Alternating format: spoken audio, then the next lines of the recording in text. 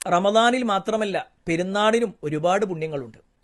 അസ്സലാമു അലൈക്കും വറഹ്മത്തുള്ളാഹി വബറകാതുഹു. പ്രിയപ്പെട്ട സഹോദരങ്ങളെ, പരിശുദ്ധ റമദാൻ നമ്മളിൽ നിന്നും അവസാനിക്കാൻ ഏതാനും മണിക്കൂറുകൾ മാത്രമാണുള്ളത്. അത് കഴിഞ്ഞാൽ ഏവരും പ്രതീക്ഷയോടുകൂടി കാത്തിരിക്കുന്ന ആഘോഷത്തിന്റെ രാവുകൾ പെരുന്നാളുമായി ബന്ധപ്പെട്ടുകൊണ്ടാണ്. എങ്കിൽ പെരുന്നാൾ എന്നുള്ളത് കേവലം ആഘോഷങ്ങൾക്ക് മാത്രമല്ല, അതിൽ ഒരുപാട് പുണ്യങ്ങൾ നേടിയെടുക്കാൻ കൂടിയുണ്ട്.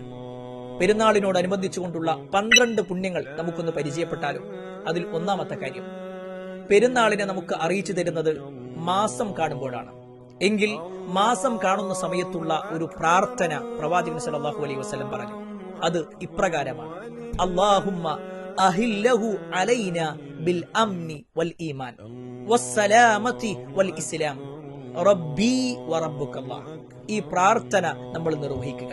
രണ്ടാമത്തത് തക്ബീർ ചൊല്ലലാണ്.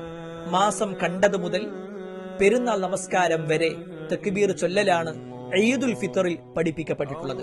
മൂന്നാമത്തത് കുളിക്കുക എന്നതാണ്. മലയാളികളെ സംബന്ധിച്ചിടത്തോളം പ്രത്യേകിച്ച് കുളിയെക്കുറിച്ചൊന്നും പറയേണ്ടതില്ല.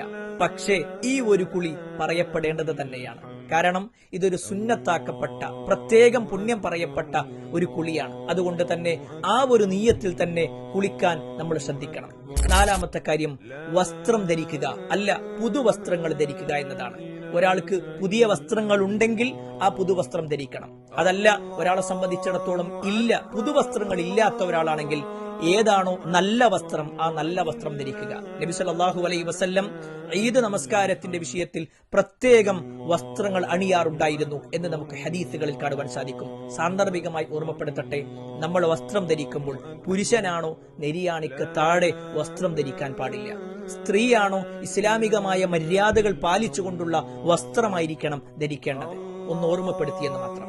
അഞ്ചാമത്തെ വിഷയം, സുഗന്ധം പൂശുക എന്നുള്ളതാണ്.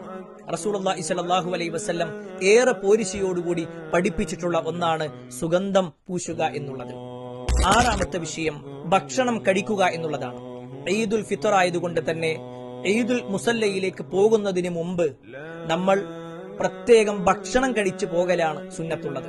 അത് തന്നെ ഈത്തപ്പഴമോ മറ്റുമൊക്കെയാണെങ്കിൽ ഒന്നുകൂടി ഖൈർ. ആ ഒരു നിലക്ക് നമുക്ക് ചില വചനങ്ങൾ കാണുവാൻ സാധിക്കും. ഏഴാമത്തെ കാര്യം, ഈദ്ഗാഹുകളിലേക്ക് പോകുക എന്നുള്ളത്. നബി സല്ലല്ലാഹു അലൈഹി വസല്ലം പരിചയപ്പെടുത്തിയത് അങ്ങനെയാണ്. ഈദ്ഗാഹുകളാണ്, ഈദ് മുസല്ലകളാണ് റസൂലുള്ളാഹി സ്വല്ലല്ലാഹു അലൈഹി വസല്ലം പഠിപ്പിച്ചത്. അതിലേക്ക് പോകുക. എട്ടാമത്തെ കാര്യം, പെരുന്നാൾ നമസ്കരിക്കുക എന്നുള്ളത്. ഈദ് മുസല്ലയിലേക്ക് പോയി വ്യത്യസ്തമായ വഴികൾ സ്വീകരിക്കുക എന്നുള്ളതും നടന്നു പോകുക എന്നുള്ളതും ഒക്കെ പുണ്യകരമാണെങ്കിൽ പെരുന്നാൾ നമസ്കാരം വലിയ പുണ്യമുള്ള ഒരു കാര്യമാണ്. അതും നമ്മൾ നഷ്ടപ്പെടുത്തരുത്. ഒൻപതാമത്തെ കാര്യം, ഖുതുബ ശ്രവിക്കുക എന്നുള്ളതാണ്.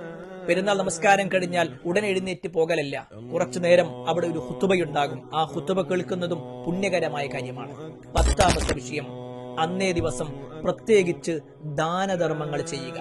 നബി സല്ലല്ലാഹു അലൈഹി വസല്ലം പെരുന്നാളിന്റെ അന്ന് പ്രത്യേകം ദാനം ചെയ്യാനായി പഠിപ്പിച്ചതായി നമുക്ക് കാണുവാൻ സാധിക്കും. പ്രത്യേകം പുണ്യമുള്ള ദിവസമായതുകൊണ്ട് തന്നെ പെരുന്നാളിന് നമ്മൾ ഈദ്ഗാഹിലേക്ക് പോകുമ്പോൾ കയ്യിൽ കാര്യമായ വല്ലതും കയ്യിൽ പിടിക്കുക എന്നതുകൂടി വലിയ പുണ്യമായി നമ്മൾ മനസ്സിലാക്കുക. 11ാമത്തെ കാര്യം, പെരുന്നാൾ സുദിനത്തിൽ പരസ്പരം ആശംസകൾ കൈമാറുക. നമുക്കറിയാം, നമ്മൾ പഠിച്ചിട്ടുണ്ട്, തഖബ്ബലല്ലാഹു മിന്ന വമിൻകും, എന്നിൽ നിന്നും നിങ്ങളിൽ നിന്നും അള്ളാഹു സ്വീകരിക്കട്ടെ. ഈ ഒരു പ്രാർത്ഥന പരസ്പരം ചൊല്ലുക എന്നുള്ളത് ഒരു പുണ്യകരമായ കാര്യമായി ചില ഹദീസ് ഗ്രന്ഥങ്ങളിൽ കാണുവാൻ സാധിക്കും. അതുപോലെ ഈദ് മുബാറക് എന്നുള്ള ചെറിയ വാചകമാണെങ്കിലും നമുക്ക് പറയാവുന്നതാണ്. 12ാമത്തെ വിഷയം, ബന്ധങ്ങൾ ചേർക്കുക എന്നുള്ളതാണ്. നമ്മൾ കുടുംബപരമായും ആദർശപരമായും വൈയക്തികമായും അയൽപ്പക്കപരമായിട്ടൊക്കെയുള്ള ഒരുപാട് ബന്ധങ്ങളുണ്ട്. ആ ബന്ധങ്ങൾ പരസ്പരം ചേർക്കാനും ആ ബന്ധങ്ങൾ കൂട്ടിവെക്കാനുമുള്ള ദിവസമായി പെരുന്നാളിനെ നമുക്ക് കാണാം. ഈ പറയപ്പെട്ട 12 പുണ്യങ്ങളും ജീവിതത്തിൽ ശ്രദ്ധിക്കുക, തുടർത്തി കൊണ്ടുപോകുക.